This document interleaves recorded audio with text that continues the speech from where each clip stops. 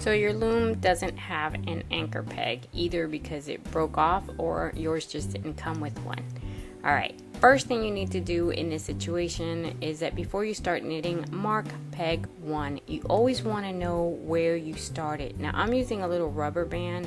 You can also mark the top of the peg with a marker or nail polish, or get some masking tape and mark it here. You can even tie a little scrap yarn to it. Then get your yarn that you're going to work with and tie it to the base of the loom with a very loose and simple knot. This is our first option.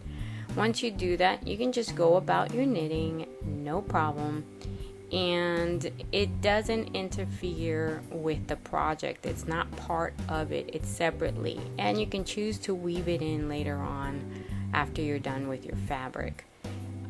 After a few rows, like always when you do when you secure your yarn, you need to go back after a few rows and undo that knot and get rid of it, and then continue with your knitting.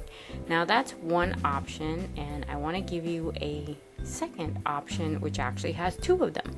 You're going to make a slip knot, and then you can put the slip knot either next to it, so again it doesn't interfere with your knitting, or you can put it on peg 1, and it is going to at that point form part of the knitting. It kind of like goes away. You will need to still weave in that little loose strand, but it's more secure this way. It's not my preference, I don't do this, but it is an option. So these are some ways that you can secure your yarn if you don't have an anchor peg. Well, I hope this was helpful. If you know of another way of doing this, please leave it in the comments below. Until next time, this is Denise from LoomaHat.com.